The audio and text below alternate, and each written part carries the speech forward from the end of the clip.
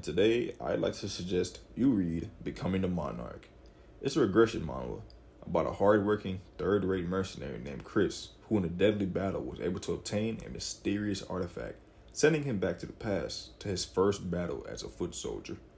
Chris is given a second chance at life and is able to change fate immediately as he dodges the attack that lost him his arm. And with this came the realization that he truly can change the future, and he goes on a path unthreaded by those around him.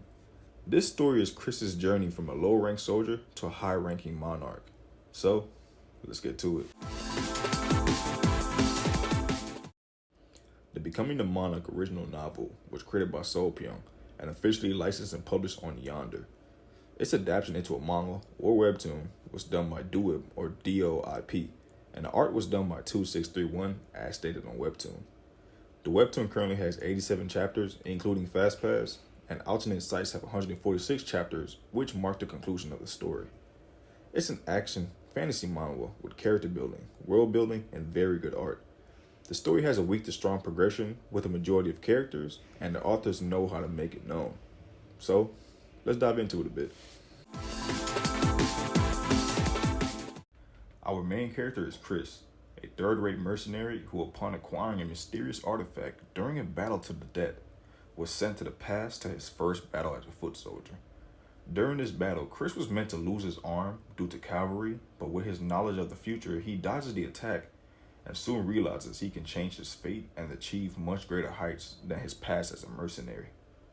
Chris wasn't blessed with talent and strength, but his experiences as a soldier and mercenary led him to learn multiple avenues to victory, even if it didn't work out in the face of a stronger force. Chris, with his past experience and the power of the artifact helping him grow stronger, seeks to save his country from the coming war and destruction. Chris is a true patriot for his country and a selfless man who empowers his allies because you can't win a war alone. He takes a second chance and dreams big. No longer wanting to be fodder for war, he seeks out power to gain control and make decisions. We learn in this story about a character who continuously walks on a path to power and being able to take a chance to aim higher. For the side characters, we have the allies that Chris recruits on his path to Monarch, seeking those who want for more and want to make actual change in this world. The main allies we get to know are Alice, Amber, Chris's pet, Axe, Digo, Hauken Ludwig, Lynn, and To Kill. I believe without these allies, Chris wouldn't have been able to achieve his goals as they allowed loyalty and trust amongst the forces. For the villains, we have multiple. The villains of the story are the opposing forces of Chris's country, which include human kingdoms, the elf kingdom, and the orc kingdom, leading to a variety of interesting battles and experiences for our roster of characters. This story develops through the eyes of Chris as he goes from battle to battle, gaining influence and power, leading to more options to his path to becoming a monarch. The artifact he obtained during his death actively seeks to increase his power, which Chris utilizes to increase his proficiency with the world's power system known as Wise. With his knowledge and the system, he also teaches his allies and recruits smart allies to train each other with the mindset of standing next to their leader at the front lines. The world of Becoming the Monarch develops through these battles, and Chris's power increase, leading to different kingdoms taking their own steps to secure victory and the rousing of some to take action against Chris's country. This manhwa is only 146 chapters and left me wanting for more for Chris and his people.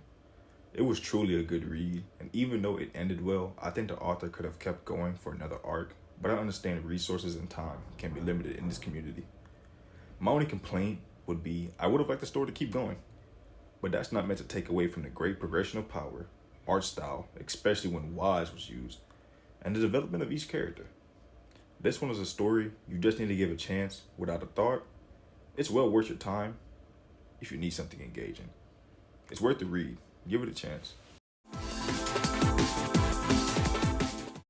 This video was a little shorter than I wanted it to be, but when looking into the information, just some more background, I couldn't find too much, so I just based it off of what I know from what I read, and I also want to avoid spoilers. So with that being said, I want to thank you all for listening, and I hope you enjoy reading this one as much as I have. If you have any suggestions yourself, please put them in the comments, and I'll give them a read if I haven't already. Thank you once again, and safe travels.